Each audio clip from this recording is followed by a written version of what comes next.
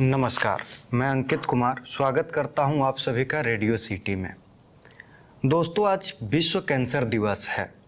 Cancer एक बहुत ही खतरनाक और जानलेवा बीमारी है। इसके लिए बहुत ज़रूरी है कि उसके लिए अवेयरनेस फैलाया जाए। इसी अवेयरनेस अर्थात लोगों को जागरूक करने के लिए हम डॉक्टर सुजीत कुमार सर के साथ बैठे हैं।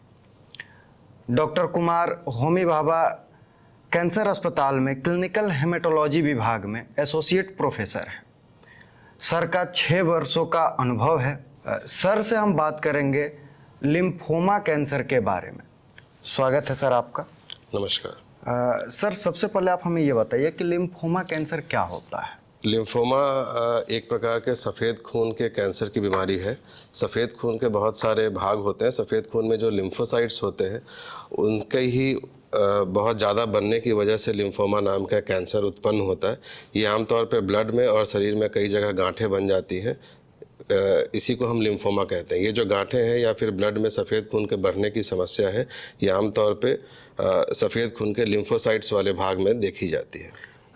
सर, लिम्फोमा कैंसर के होने का कारण क्या है, मतलब क्यों ये हो जाता है? चूँकि जो शरीर में लिम्फोसाइट्स हैं या फिर जो सफ़ेद खून के लिम्फोसाइट्स वाले भाग हैं, रोज़ अनेक सेल्स बनते रहते हैं। बनते समय कुछ न कुछ आनुवंशिक समस्याएं उत्पन्न हो जाती हैं, कुछ जिन्हें कि हम म्यूटेशन बोलते हैं।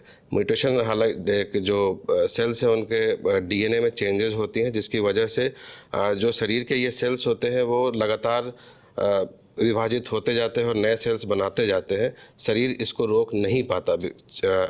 शरीर चूँकि रोक नहीं पाता, इसलिए ये इकट्ठा होते जाते हैं। या तो ब्लड में इनकी संख्या बढ़ जाती है या फिर किसी शरीर में गांठ बन जाती है, या फिर लिम्फ नोड्स जिनको बोलते हैं, जहाँ पे ये लिम्फोसाइट्स आमतौर पे रहते हैं, उसमें गांठ बन जाती है। जैसे कैंसर के कई प्रकार होते हैं, वैसे ही लिम्फोमा कैंसर के भी कुछ प्रकार होते होंगे। सर, जरा उनके कुछ प्रकार के बारे में हमें बताइए। लिम्फोमा एक बहुत ही ब्रॉड ग्रुप है कैंसर का। मतलब इसमें बहुत सारे लगभग 50 कैंसर सम्मिलित होते हैं। हालांकि इन 50 कैंसरों को दो भाग में बांट सकते हैं। एक को हॉजकिंस और एक को नॉन हॉजकिन लिम्फोमा कहते हैं। हॉजकिंस लिम्फोमा आमतौर पर कम उम्र के लोगों में होती है। ये एक तरीके की धीमी गति की बीमारी है और ख़ास करके 20 से 25 साल के उम्र के लोगों में देखी जाती है।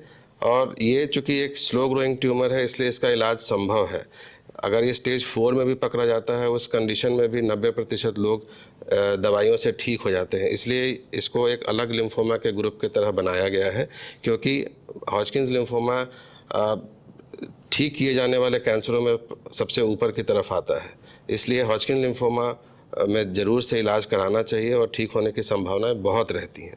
वैसे ही जो हॉजकिन के अलावा जो अन्य लिम्फोमाज हैं, उनको एक हम ब्रॉड ग्रुप में नॉन हॉजकिन लिम्फोमा में क्लासिफाई कर देते हैं। इसमें हर तरह के लिम्फोमा होते हैं, धीरे बढ़ने वाले या फिर तेज़ बढ़ने वाले। ये आमतौर पे वयस्क लोगों में देखी जाती है, 50-55 के ऊपर के लोगों में पाई जाती है।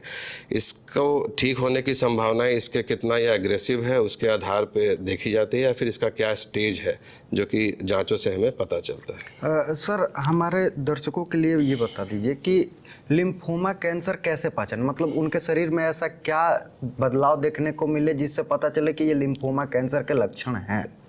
इसमें आमतौर पे शरीर में जो हालांकि अंदर की तरफ भी गांठें हो सकती हैं, जो कि आमतौर पे मरीज़ नहीं पहचान पाता, लेकिन आमतौर पे लिम्फोमा जो ग्लैंड्स होते हैं वो हमारे गले में होती है। तो गले में अगर गांठ बनने लग रही है तो वो लिम्फोमा का एक लक्षण है, जो कि बाहर से भी मरीजों को समझ में आ जाता है। ये गांठ टीबी में भी बन सकती है, अन्य प्रकार की बीमारियों में भी बन सकती है। इसलिए जाँच होनी ज़रूरी है कि ये गांठ लिम्फोमा ही है कि नहीं। इसलिए गांठ का होने से ही लिम्फोमा नहीं होता है, उसकी जांच जरूरी है। इस गांठ के साथ साथ अगर लगातार लंबे समय तक धीमी गति का बुखार हो, या फिर वज़न कम हो रहा हो, या फिर रात में बहुत ज़्यादा पसीने आते हों, ये 3 और एक साइंस हैं कि अगर गांठ के साथ साथ ये 3 चीज़ें भी हो रही हैं तो लिम्फोमा होने की संभावनाएं बहुत ज़्यादा होती हैं। इन सिम्टम्स के अलावा लिम्फोमा में सांस लेने की तकलीफ़, या फिर हॉजकिंस में ख़ास तौर पे खुजली बहुत ज़्यादा होती है, या फिर भूख का ना लगना, या फिर हमेशा थकान का महसूस होना, ये सब चीज़ें भी पाई जाती हैं। सर, अगर मान लीजिए किसी को लिम्फोमा कैंसर हुआ है, उसको क्या करना चाहिए, मतलब ट्रीटमेंट के लिए क्या करना चाहिए, कहाँ जाना चाहिए? सबसे पहले तो एक लिम्फोमा की अगर संभावना है या फिर कहीं शरीर में गांठ है तो किसी भी कैंसर अस्पताल में जाना चाहिए। वहाँ पे इसकी उपयुक्त जांच होनी चाहिए। बिना जांच के इलाज नहीं करवाना चाहिए, बिकॉज जो गांठें होती है, जैसा कि आपको मैंने पहले बताया, टीबी या अन्य प्रकार की बीमारियों में भी हो जाती हैं। तो अगर हमने सही से जाँच नहीं कराई और उसका सटीक इलाज ना हुआ तो उस कंडीशन में दिक्कत होती है। तो जहाँ भी जाएं वहाँ पे इसका सटीक जांच हो, ऐसी जगह पे जाएं। जांच होने के बाद इसका इलाज स्टेज के आधार पे और इसका किस प्रकार की लिम्फोमा आई है उसके आधार पे की जाती है। सर, ये तो बात हो गई लिम्फोमा होने के बाद क्या करना चाहिए, या अगर उसके लक्षण दिख रहे हैं तो हमें क्या करना चाहिए। ये हो ही न, उसके लिए हम प्रिकॉशन के तौर पे क्या कर सकते हैं? आमतौर पे लिम्फोमा एक जेनेटिक चेंज की वजह से होती है, तो इसमें कोई ऐसा प्रिकॉशन है नहीं जिसकी वजह से लिम्फोमा ना हो। ऐसा हम आमतौर पे आज के डेट पे ऐसा नहीं कर सकते हैं। अन्य कैंसर जैसे मुंह का कैंसर या ये सब चीज़ें, फेफड़े का कैंसर, स्मोकिंग और इन सब चीज़ों से रिलेटेड होती है, लेकिन लिम्फोमा में अभी तक ऐसा कुछ पॉजिटिव फैक्टर नहीं देखा गया है जिसकी वजह से हम स्पष्ट रूप से बोलें कि लिम्फोमा इस वजह से हुआ है। तो ऐसा स्पष्ट हम कुछ कर नहीं सकते। ये जिनको होना होता है जेनेटिक चेंजेस की वजह से, वो हो जाता है इनको। दोस्तों उम्मीद है इस बातचीत से आपको कुछ अधिक जानकारी मिली होगी और आप इसके बारे में अवेयर होंगे। इससे बचाव करने के लिए या जैसे ही आपको इसके कुछ लक्षण दिखते हैं, आप उसके लिए आवश्यक चिकित्सकीय निर्देश अवश्य लें। बहुत बहुत धन्यवाद आप सभी का। बहुत बहुत धन्यवाद सर। नमस्कार।